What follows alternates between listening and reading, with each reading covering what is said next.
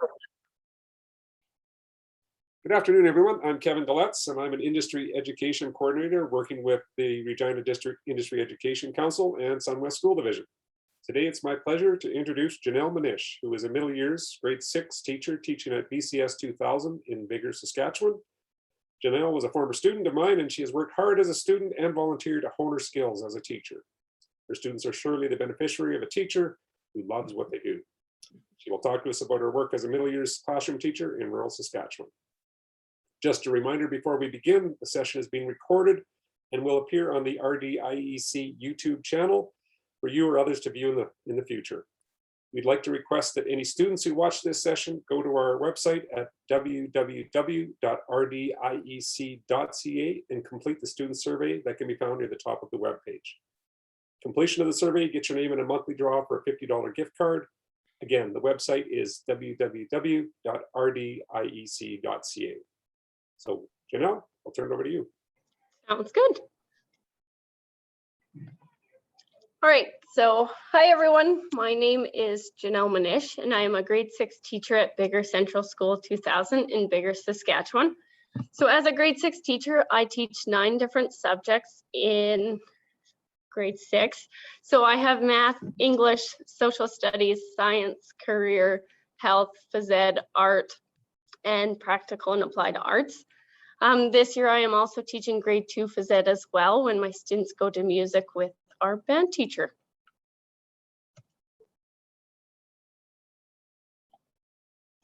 So I'm going to jump right into my duties as a teacher.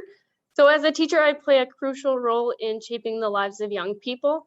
My job is to inspire, motivate, encourage, and educate learners. Teachers serve many different roles and responsibilities within a school environment.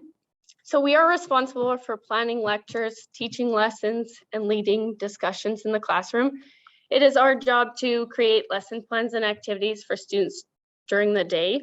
We also have to create timetables for what our day will look like. We make year plans to make sure we have a plan to cover all the outcomes throughout the year, and course outlines to give the students an idea of their expectations to be successful in our classes. Classroom teachers are responsible for the programming of all students, including those with special needs. It is our responsibility to meet with the educational assistants assigned to our classroom and the student support teachers responsible for our students. So we have to make personalized goals for the students who are receiving 1s and 2s in our 4-point system. And then we make a plan on how to help them reach their goals. It is also our job to implement strategies that will assist students in the classroom and use the strategies already stated in the student support plans and their EIPs if the students have one, to help them achieve their goals. An EIP is an electronic inclusion and intervention plan. Implementing modified programs or differentiating instruction is another duty that teachers have to do on a day-to-day basis. So one example of implementing a program for all of my students that I use in my classroom is I use Seesaw for students to have an online portfolio where they can upload all of their assignments. During the course of the school day, the teacher is also responsible for the actions that occur within their classroom learning environment. So throughout the day, we are working with students one-on-one, in small groups, and as a whole group. We are responsible for the classroom management, regardless what type of instruction is happening in the classroom at the time. So it is our job to keep the students engaged and on task. It is also our duty to catch students up if they are missing and to make a plan with the students on how they are going to complete the work. If a teacher places a student in the hallway, it is our responsibility to deal with that student and work towards gaining an understanding of the root of the issue with the student. So that we then must create a plan together for the return of the student to the classroom. So if students are regularly being asked to leave, we do email administration with details, including previous incidents, and then we contact home. After that, we can create an action plan, including what will happen if situations reoccur.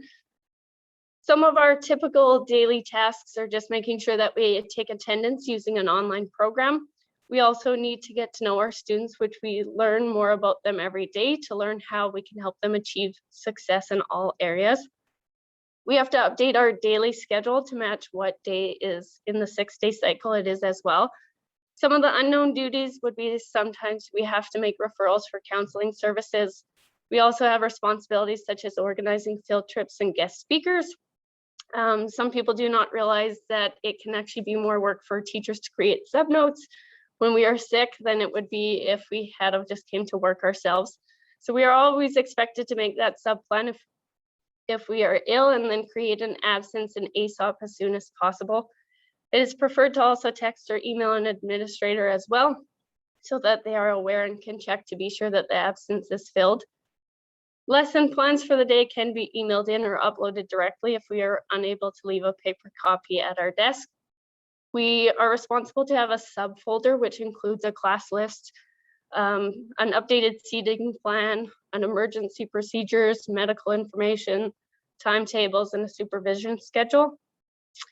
Marking and giving students assessments is probably one of our more time-consuming duties. Teachers are responsible to assign a final grade to each student based on the evaluation guidelines outlined in their course outline, or based on the outcomes from the Saskatchewan curriculum. So teachers do have the responsibility to keep their grades up to date in the My School Sask program. So teachers, especially the high school teachers, often have their grades in by the 15th and 30th of each month so that parents and students can view their results on the program. We must have assessments throughout the year and give report cards, which are distributed in November, March, and June. So teachers have to keep records of student achievement and track their ability.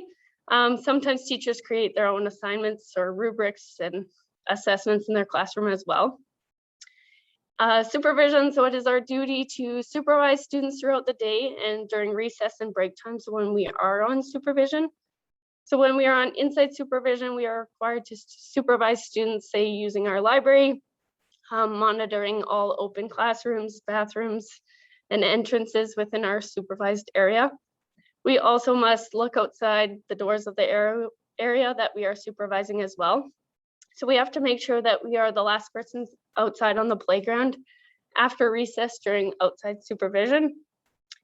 Teachers do have the option to supervise at lunchtime. So by doing so, you can earn EDOs, which are earned days off. At lunch, we have to dismiss students from the elementary classrooms, ensure that they tidy up, monitor the hallways, and be aware of med alert foods. The teachers should be visible as much as possible when they are on supervision. If teachers believe something should be kept track of for future reoccurrences, then they can describe the event, what took place prior to, during, and after the event, and then what actions were taken by the teacher. We also have supervision in the sense that for your first 2 years in a division on a permanent contract, you are observed by your principal and superintendent, and you get an evaluation on how you do as a teacher. So we were just told this year that they are going to try to implement observing experienced and tenured staff every 5 years. Sometimes we will have walkthroughs where our principals walk around and observe how we are doing. These are often unexpected. And then we have formal observations where we plan a time with our principal and share our lesson plans ahead of time. We receive many emails during a day from parents, colleagues, administrators, and other people in the SunWest School Division. As you probably just heard, I got one. Students and players email teachers throughout the workday as well. It is important to make time during your workday to go through these emails so that you don't miss anything that is important. As teachers, we have to collaborate with our colleagues and we have to communicate with them. So this includes educational assistants and student support teachers, and we request support from them as needed. We can also meet with other teachers to co-create assignments and lessons. So last year I co-created a grade 6 OCA assessment with one of the grade 10 teachers in my school. The OCA is kind of an Ontario comprehension assessment that's designed for grade 7 to 10 students. And we have communication with parents. That's another duty we have as teachers. So if we receive phone calls during class time, the office will typically take a message and the teacher can return those calls during their breaks or after school. Teachers are encouraged to maintain that contact with parents on a regular basis throughout the school year, informing them on student progress, both academic and social. It's also important to engage parents in their child's learning and to keep the communication between home and school open. It is our job to communicate upcoming events to parents or give progress reports on their child, such as if the student has incomplete work. Teacher documentation is also essential in helping students receive the appropriate help and services needed for their behavioral and academic needs and concerns. So teachers are responsible for recording the issues and strategies that have been implemented over the last while. So recording the meetings between the teachers and the students, and documenting the telephone calls with the parents, as well as the meetings between the teachers, parents, and students. So even after we have dealt with an incident, documentation still kind of needs to be sent to administration in the form of an email. Teachers also take student attendance, which is an important record-keeping system. So the teacher is responsible for taking attendance at the start of the class and is also responsible for tracking students who have missed an excessive amount of school. So teachers will document attendance in the morning using My School Task and enter them by 9:15 and 1 o'clock in order for the Swift K-12 automated system to contact home. We can also be in contact with our secretaries who may call the younger students' parents sooner. Teachers should be documenting events that happen throughout the day and record things such as incidents or behaviors that they have dealt with and what was done. If any accidents happen on the property or at a school-sponsored event, the teachers also must report it to the office and fill out an accident report form digitally that goes to the principal and the superintendent. So it's important to keep documentation and a detailed account of the event, and it also protects themselves from any liability that may occur. The liability could even occur many years down the road. Teachers also have a variety of meetings throughout the school year. So staff meetings, which all teachers are required to attend, are essential for the communication of events to the staff as a whole. So at BCS, we have a Monday morning meeting every week to discuss any upcoming events. We also have staff meetings and meet with our colleagues on professional development days as well. So if we have announcements that we want our school to know or our students to know, then we have to enter them onto Teams before 8:50, in order for them to actually be announced that morning. We do have parent-teacher interviews twice a year. So this year we have Teams meetings just since we can't always meet in person. That involves parents and other members of the school division. Educational assistants do start at 8:45 to allow for meeting time in the morning with the teachers. We are responsible for providing daily written communication for our EAs that we are working with directly in the classroom. We have to attend and participate in EIIP meetings and pre and post assessment meetings.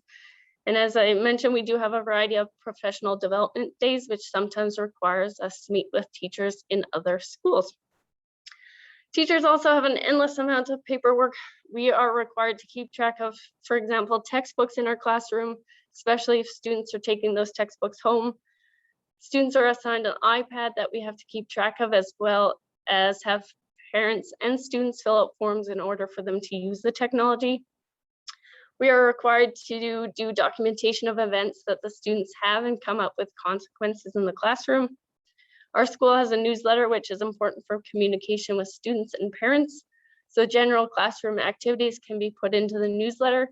We have a rotation that is created for staff to contribute to the newsletter and give classroom reports.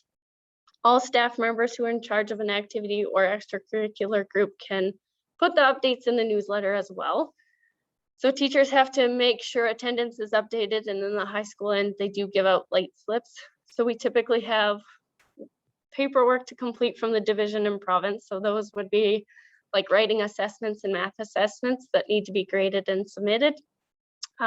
We help put in, we help with the EIIPs, I guess, for the students. So teachers are responsible for completing student support plans and uploading them to a program called Clever.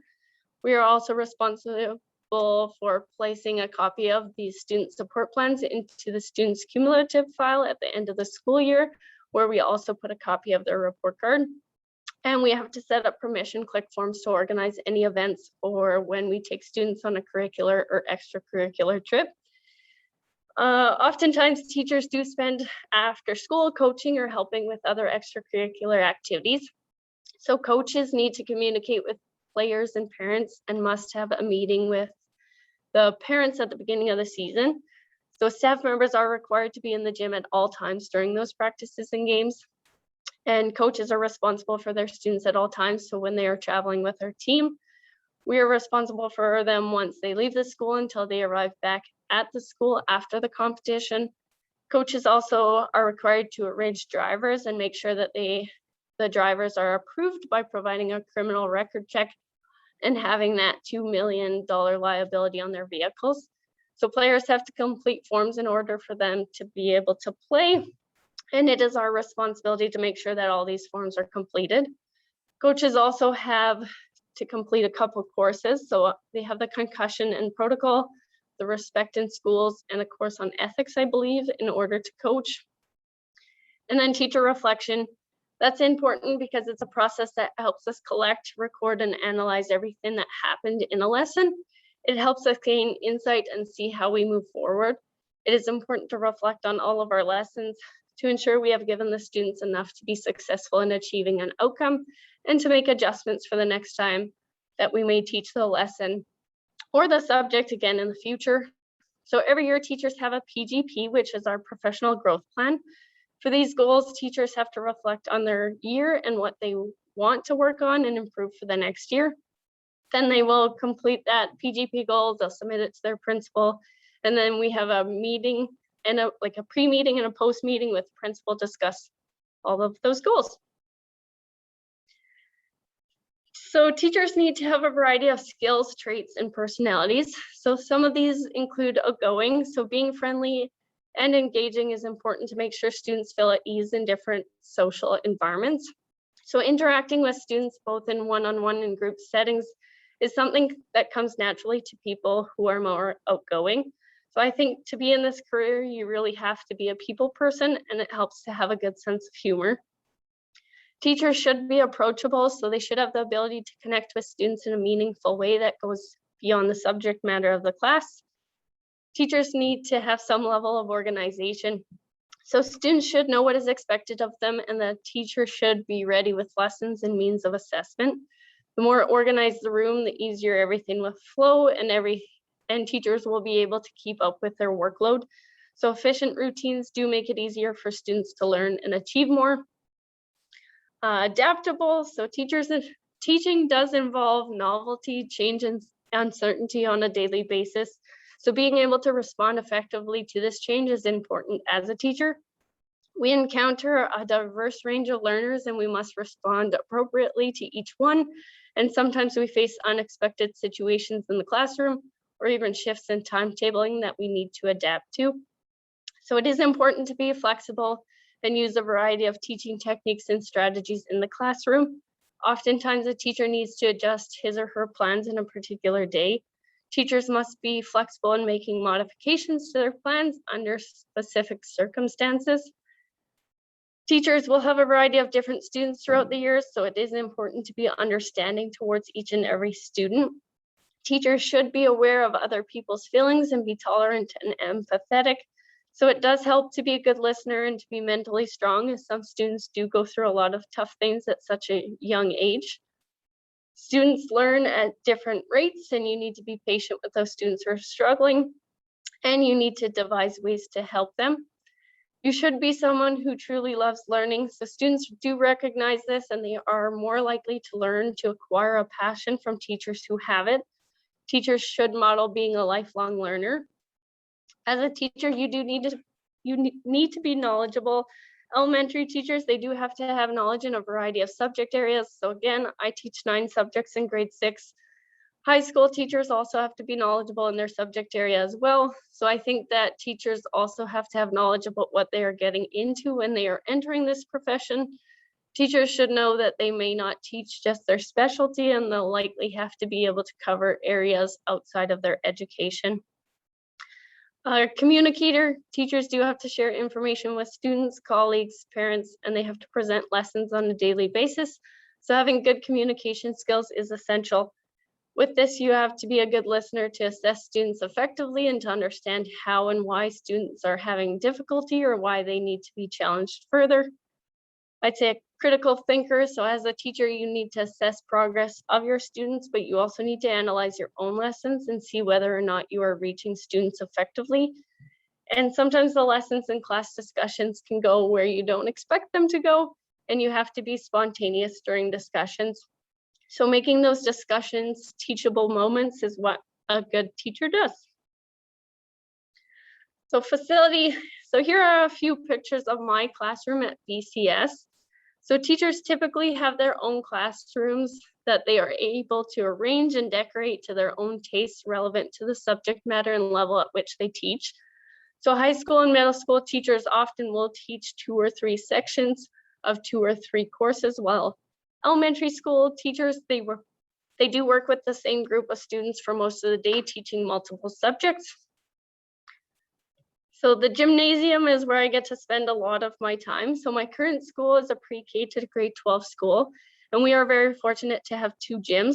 So this is a picture of the high school gym, which I take my students to for phys ed, and this is where I spend countless hours after school coaching and reffing. And when I teach grade 2, I use the elementary school gym. So students and teachers do have access to the computer lab. So we use the computer lab in a variety of subjects for typing projects out, researching, and for some of our PAA courses. So our school is 1-to-1, which means that each student in the classroom at the elementary level has an iPad to use throughout the school year, and each of the students in the high school end has a laptop. We use technology as a way to personalize learning, and it allows students to develop their technology skills, which are so prevalent in today's society. Our goal in the SunWest School Division is to help the students develop into citizens, digital citizens who are knowledgeable about safe and proper use of technology. We also have the workroom.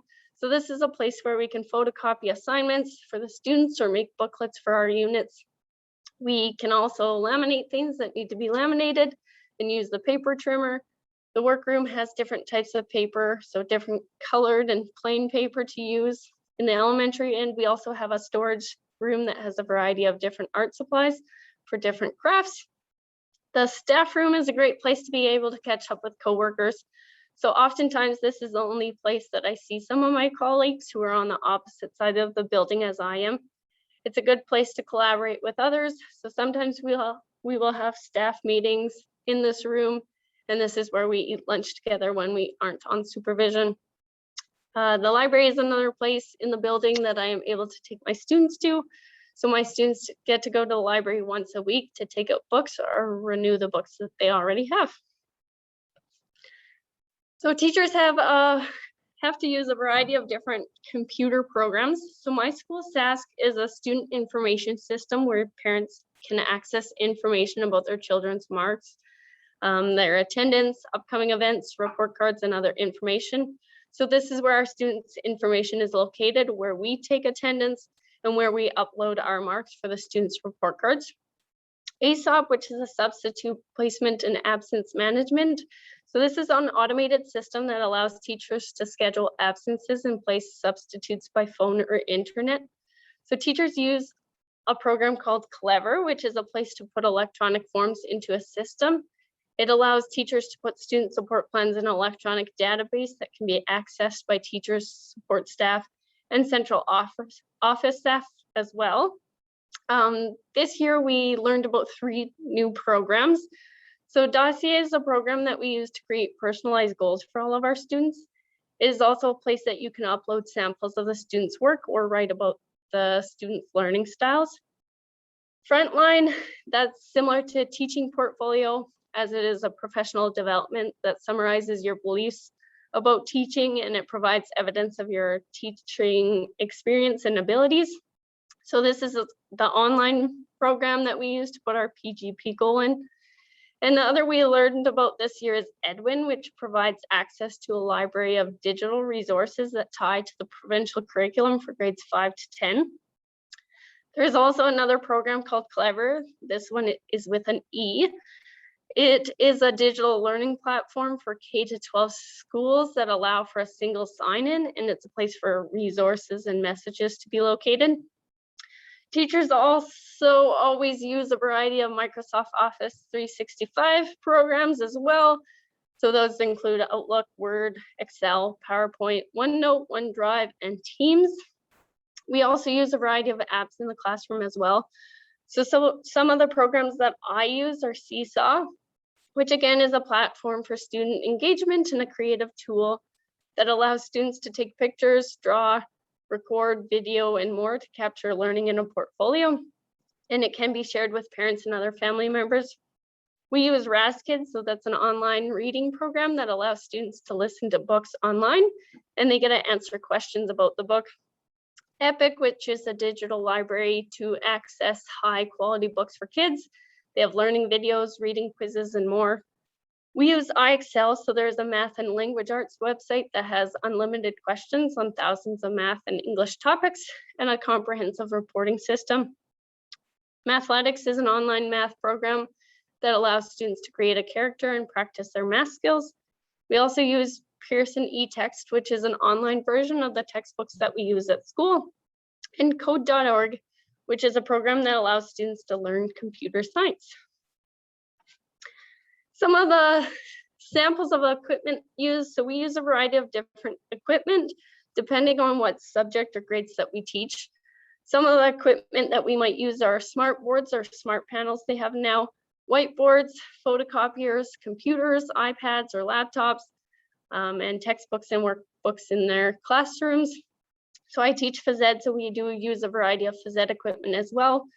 Teachers use laminators, paper cutters, staplers, and hole punchers. We use phones to contact families. We also use a variety of different school supplies such as pens, pencils, markers, scissors, sticky notes, glue, and more. Some rewards. So being a teacher is such a fulfilling and rewarding job. As a teacher, one of the rewards are the interactions with students and connections with the kids and all other people that you get to meet. You get to meet a lot of people. You get to create meaningful relationships with staff and students. It is rewarding to see the growth in students, and it is so nice to see the students' marks improving and to help them feel like the best version of themselves. Student accomplishment. So it is such a great feeling when students receive sports awards, academic awards, or art awards, for example, and knowing that you are a part of them achieving this award. It's rewarding to know that you are making a difference. So students come back to say hi and to catch up with you or to thank you for being their teacher and letting you know that they miss you. It is rewarding to see the kids grow up over the years, and it is so gratifying seeing a student's face light up when they are mastering new skills, and it's so heartwarming seeing students gain confidence in themselves. It is an incredible feeling seeing the kids being excited to learn and loving being at school. As teachers, we are always surrounded by love from our students. We get to create the environment that we want in our classrooms, and we get to inspire others to accomplish amazing things. As a teacher, we are constantly creating memories with our students and our colleagues that we will remember for many years. Receiving letters of appreciation from colleagues, parents, and students is always fulfilling as well. It's very nice to know that your efforts are being recognized. Of course, the summer holidays are also very worthwhile too. Teachers do work very hard during the school year, and it is nice to have some time when the weather is nice to sit back and relax. So most careers do come with challenges and stressors. Being a teacher, there are many daily unknowns. So every day is different and you work with whatever is thrown your way that day. During COVID, there were definitely a lot of unknowns. We would hear one update and then there would be an update that changes the other update. So we also have to work with our students' behaviors, even when they are unpredictable. So in this career, you will see so many different personalities and you won't always get along with people or agree with them. As teachers, though, we do have to remain professional and we put a smile on our face every day for those kids and we keep our heads held high. It can also be stressful to have a shifting educational philosophy. As teachers, we often are having to learn new programs. So for example, we started off by using Zoom and then now we're using Teams for online video calls. We also used to do PGP goals by submitting a document, and now we have that program called Frontline that we submit our goals. We also had a huge push for using OneDrive, and then it was OneNote, and now it is Teams. So with teaching, expectations are constantly changing. There are new ways of teaching every few years. So as I mentioned earlier, we do have a lot of meetings and paperwork. So sometimes this can be a bit overwhelming when you have all the other responsibilities and duties of teaching. The workload at times can be a bit much and the deadlines can be a bit stressful when you have other things going on in your professional and personal life. In some schools and with some grades, class sizes can become a challenge. So when you have too many students in the class, it can be challenging to get to each student and to meet all the needs in the classroom. And when there are too little of students, it can sometimes be challenging to run activities that you would normally do if you have an average size class. So students with more needs, so we are spending time with kids who need supports, which means we don't always get to all the students that don't need much assistance. We can sometimes lack supports in teaching as well. We don't always get the amount of EA time that we would ideally feel is acceptable based on the student's level of needs. That work and life balance. So oftentimes teachers are working on the weekends. You can work a lot of hours, so you do need to have that balance. And sometimes we just have not enough time. So there are only so many minutes in the class, along with the Saskatchewan curriculum that we have to follow. Teachers have a lot of extra things that you need to do throughout the year. As an elementary teacher, we are often doing projects towards the holidays, such as Halloween crafts in October, Remembrance Day posters in November, and all the Christmas activities in December, just to name a few. A teacher's salary can range from about $50,000 to $100,000 a year. So the salary of each teacher is determined on the basis of the individual teacher's class based on their qualification and the teacher's total number of years of teaching experience. Teachers do have a health and dental plan and a good retirement plan.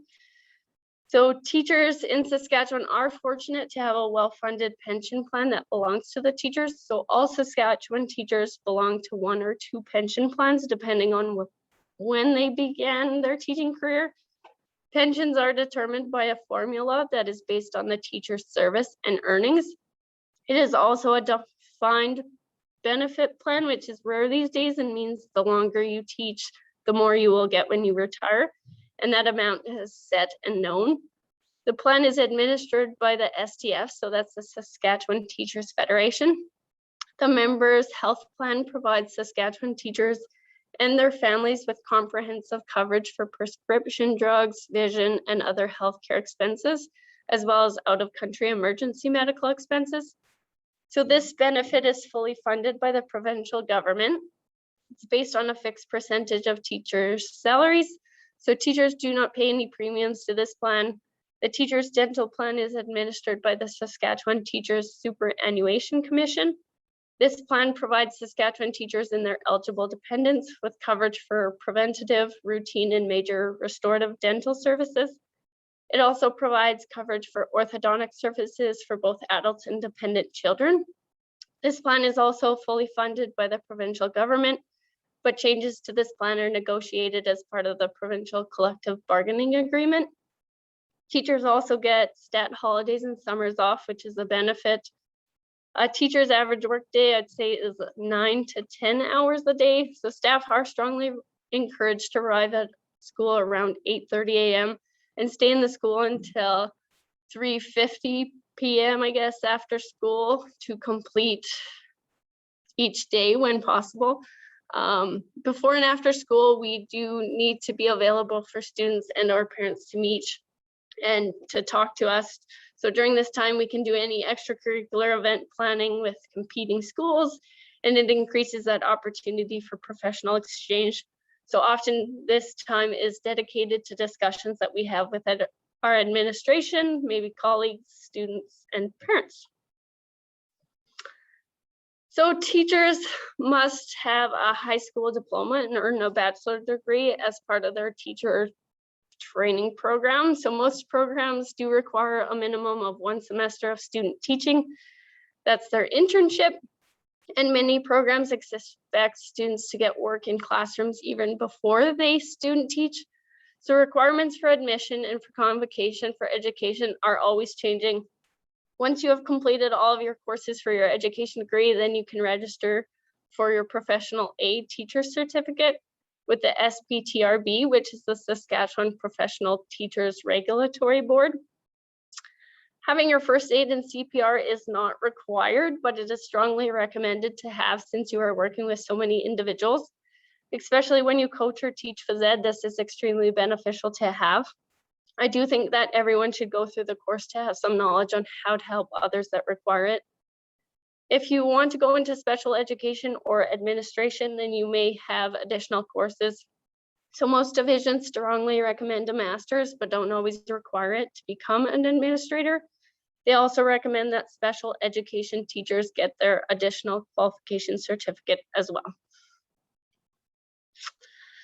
So my journey, I was born in Rosetown and grew up on a farm north of town. I went there all throughout school, both at Walter Asseltine School and Rosetown Central High School. I graduated from RCHS in 2012 with honors. I always enjoyed school and helping others, and I knew I wanted to be a teacher early on. I went to Take Your Kid to Work Day in grade 9 with one of my teachers to get more experience on her day-to-day events and get to know more on the role of being a teacher. So it did give me the opportunity to job shadow her activities to help make those connections and to begin thinking about a future career in teaching. In my grade 12 year, I volunteered at the Walter Asseltine School every afternoon for a semester to gain more experience in this field. So I had a schedule set out for me where I worked in kindergarten, grade 1, 2, 3, 4, and 6. This was such a great way for me to learn about a variety of different grade levels and see different teaching strategies being used. Along with volunteering at the elementary school, I was involved in my community and school in a variety of other ways. So some of the other ways I was involved with school included volunteering at multiple volleyball games, doing lines and scorekeeping. I was an assistant coach for the grade 7 to 9 volleyball team for about 2 years, was an assistant coach for cross country and volunteered at meets for 2 years as well. For 1 year, I was also an assistant coach for a grade 6 and 7 skill development volleyball team. And in my grade 12 year, I was on the SRC and helped with fundraisers. Some of the ways I was involved in my community included being a registered volunteer at the Rosetown Health Center with the Heartland Health Region. Volunteering at the hospital for 2 years was probably one of the most rewarding volunteer experiences that I have had. I was also a participant at our local Relay for Life for a year and volunteered at the Survivors Supper for 2 years. And for 1 year, I also did Kids in the Kitchen, which was a program for grade 5 and 6 students to learn how to cook. In 2012, I was nominated for the Queen Elizabeth II Diamond Jubilee Medal for volunteering in my community by our local MLA, Jim Ryder. Receiving this medal gave me the opportunity to attend a special program at the Saskatchewan Legislative Building in Regina in May 2012. And there I got to meet the Premier of Saskatchewan, the Speaker of the Legislative Assembly of Saskatchewan, the Prince of Wales, who will be King Charles someday, and the Duchess of Cornwall. And then in September 2012, the Lieutenant Governor of Saskatchewan and the Cabinet Minister presented my award in the Battleford Room at the Delta Besborough Hotel. So this was a once-in-a-lifetime opportunity, and I was so fortunate to have been recognized for my involvement with my school and my community. After I graduated in 2012, I went to the University of Saskatchewan. I took 3 years of arts and science and another 2 years of education. So after my 5 years of university, I received a Bachelor of Arts degree, majoring in history, and a Bachelor of Education degree. And then once I completed my courses, I registered with the SPTRB to gain my professional A teacher certificate. While I was in university, I got involved in a variety of ways when I could. So in education, I was part of the early childhood education cohort, so also known as the Alpha cohort, which focused primarily on pre-K to grade 3. And I joined the Education Student Society in my first year of education by becoming an Alpha cohort representative. In my second year of education, I joined the Education Student Society Executive as a post-internship representative. I found it extremely valuable to be involved with my university, and I encourage others to do the same. Being involved provided me with a lot of neat opportunities. So I received a College of Education scholarship worth $2,000 that I may not have received if I wasn't involved. I ended up having my picture taken with 3 words I used to describe myself that was displayed on the walls of the education building while they were doing some remodeling. I was also involved in a video that the College of Education's video creation team put together called The Power of Education. I was also a note taker for the disability services for students in a couple of my classes throughout university as well. And then in one of my community education classes, I learned more about community schools. So I gained so much insight into these communities, and I volunteered at WP Bate Community School. So while I was at the school, I helped EAL, so English as an additional language students, and we took them to the Meewasin skating rink. So some of these students were from places including like Syria, Nepal. There was some from El Salvador and Thailand, and they had never been skating before.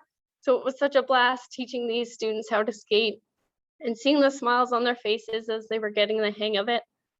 I also immersed myself in the Kinsman Hockey League, which with students from the WP Bate School.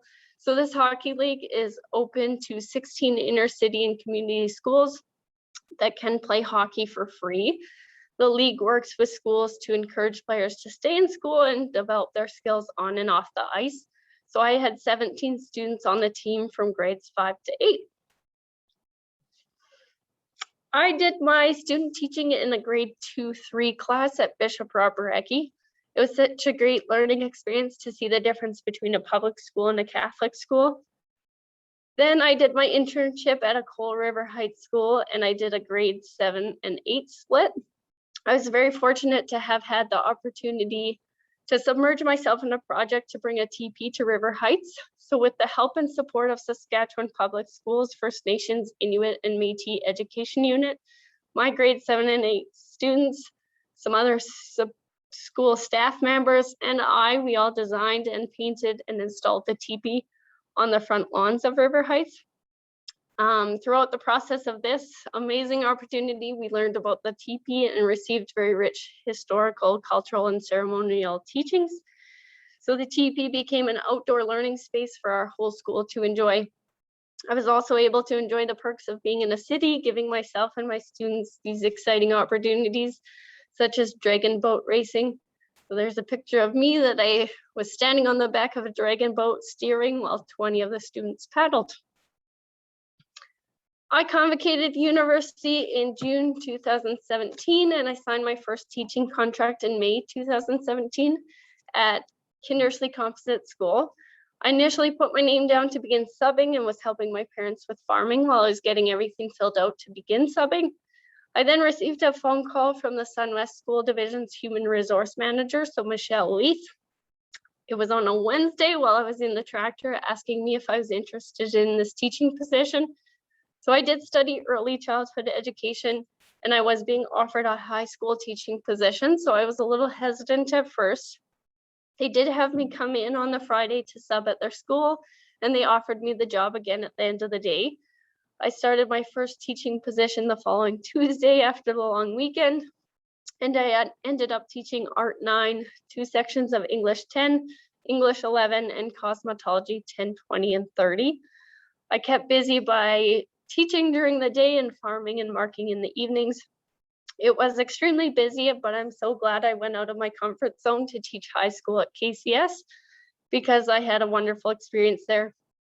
Then at the beginning of June, I received an email from Michelle informing me she was setting up some interviews for a few elementary teaching positions and was wondering if I was interested in any of the positions to arrange an interview. I gladly took up the chance to have an interview at Westbury Elementary School. So I signed my second teaching contract in June 2017. The following school year, I taught grade 2 at Westbury.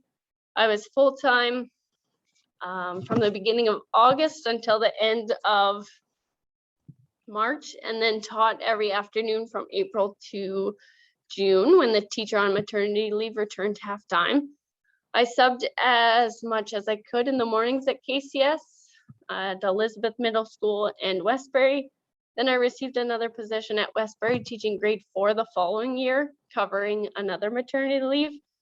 I applied for positions in the spring and then signed my 5th contract as a full-time continuing teacher in the SunWest School Division. I started at Bigger Central School 2000 in August 2019 and taught grade 6. And then I've been there ever since. My first year in Bigger, I did teach grade 2 reading rotations, and this year I have grade 2 phys ed. So I do try to get involved in the school as much as possible. At River Heights, I coach grade 7 and 8 volleyball and grade 4 to 8 cross country. When I was in Kindersley, I coached the grade 10 to 12 senior girls B volleyball team for the 2018 season and the senior girls basketball team for the 2018-2019 season, and the senior badminton for both the 2018 and 2019 season at Kindersley Composite School. I was also involved with extracurricular activities at Westbury Elementary School as well. So I coached grade 3 to 4 cross country for 2 years, grade 4 volleyball for 2 years, and did grade 3 to 4 safety patrol for 2 years, as well as grade 3 to 4 skipping club for 2 years. I was involved in the track and field day planning for kindergarten to grade 4 1 year and was on the Goose Festival committee for Westbury for a year as well. I also helped out at grade 3 to 4 Lego club for a year and grade 4 craft club for a year as well. At Bigger Central School 2000, I have continued to get involved in my school community as much as possible. So I've coached the grade 10 to 12 senior girls volleyball team for 2 years. Last year, I coached grade 10 to 12 senior girls and boys volleyball and had a mixed league as we were not able to have any games with other towns due to COVID. I coached grades 7 to 9 junior girls basketball my first year here and plan to coach the juniors again this season. I've also started becoming more involved with my school in other ways besides sports. So this year I am the My School SASC lead teacher for the elementary teachers, so I can help my colleagues when it comes to our Marks program. I'm the staff liaison for our school community council, and I am a first aid contact and have received a few phone calls pulling me out of the classroom to assist with first aid. This year, the SunWest School Division received funding to participate in a home visit pilot project with 2 schools in our division participating, so BCS and Westbury. I went to PD to receive some training on the home visits and have implemented this into my classroom for improving parent engagement in our school. This is a completely voluntary program for parents to sign up only if they feel comfortable and would like a visit from the teacher. So I'm excited to see how this project goes. I love to get involved, and there are so many ways that people can do this depending on their interests. So teachers have a variety of opportunities to continue learning throughout the year. So we have around 16 school level professional development days, but teachers are also able to pursue their own learning as well. So 2 of my colleagues at my last school and I had the opportunity to make a road trip to Manitoba. We went to a 3-day PD. So it was a Neufeld Institute conference on resilience, recovery, and relationships towards flourishing children and youth, which is presented by Gordon Neufeld. So there are so many amazing PDs out there, and I'm excited to see what I continue to learn and experience as I continue my teaching career. But teachers do have the opportunity to advance into an administrative role. So they can become an administrator of schools, which includes becoming a principal or a vice principal, or they could become a senior administrator, such as a superintendent or director, if that is something that they are interested in. So teachers' work schedule can change probably depending on where you are, but typically we do have a 5-day work week that goes from 8:30 to 4. However, teacher usually never ends at 4. So teachers who coach or help lead other extracurricular activities often will work in the evenings for practices or games. Teachers use up a lot of their own time outside of the typical workday to do their prepping and their marking. So overtime doesn't exist in the teaching world, so you can work as much or as little as you want. You really have to make the effort to separate work and life and have that balance. And some days it can be a struggle. I know I could be at the school a lot longer than I am, but I've been making more of an effort to make more time for myself and separate the two. So school years typically last about 40 weeks, with an extended summer break. So teachers do get stat holidays off. We get 2 weeks at Christmas, 1 week in February, and 1 week in April for Easter break. So having the holidays and time off in the summer really do help teachers with this balance. Yes, so do you have any questions for me? You've answered just about every question, but I've got some comments. Janelle, I think you really illustrated how much more to teaching there is than just the classroom aspect. I mean, I made note of a couple of things here: forms, communications, processes, procedures, meetings, record keeping, technology, keeping up with all of the changes. Like that's maybe some of the behind the scenes stuff that, you know, a lot of people don't see teachers do. You highlighted that so well. You also highlighted your passion, and I wrote down two things here. Like, yeah, I think, you know, I think it's pretty obvious to me that you like sharing those, making memories and sharing experiences with youth. Okay, yeah. And I think that's you know, that's probably some of the most rewarding stuff when I see and you've done that for such a long time. When I see that you did that I know you did that back when you were in Rosetown going to school. I saw that myself, but I didn't know all of your involvement while you were in university, and of course your continued involvement. So kudos to you. And I think any young teacher that watches your video will hopefully get the idea that you know, that's what makes it all worthwhile so much. So those are more comments than questions. I don't know if Renette or Gord have any questions or comments. The question of work-life balance is really tough for young teachers like yourself. And the first few years, work-life balance is pretty tough to find, isn't it? But is it better now? Is it getting better? It definitely gets better. Like I said, it's as much as you put into it, especially starting out. Like I started out with high school, and then I went to grade 2, and then grade 4, and then grade 6. So of course, every year you're teaching new things. So of course, it's a lot of planning and it's a lot of preparation. But once you've taught the same thing another year, of course, there's still going to be a lot of work. You still have to prep all your materials for your classes.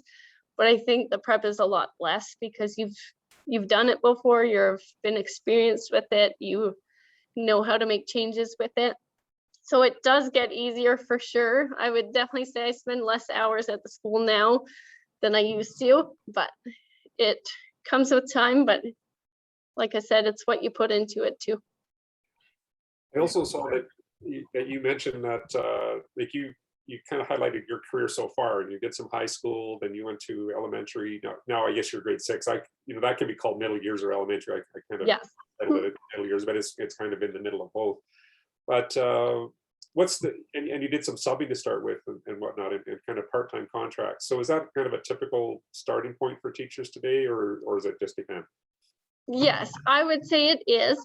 So with this, like, I know those that are certified to teach like math and science, they are typically in a higher demand than those, say, teaching English or history or social studies. So there's less competition for jobs in rural settings for sure as well than in a suburban setting. The market in the job does vary, and it often does change within a year or two, but most teachers will start with a temporary or a replacement contract before actually landing a permanent position. So it's pretty typical these days. Okay. Yeah. I think that's, again, good for our students to know. Yes. Anything else, Renette or Gord? Just got to tell you, you're really impressed with the path that you've chosen, and you've got a lot to give, and that's obvious by all your volunteer activities and going on to tell the kids about this, and to make them realize it's not a 9 to 3:30 job. It's a lot more work than people realize, but you get out of something what you put into it, and you are obviously putting a lot into it. And thank you for all your work. Well, thank you. I appreciate that. So thanks a lot for doing this, Jeanette. Jeanette. I think I know. New name. Yeah.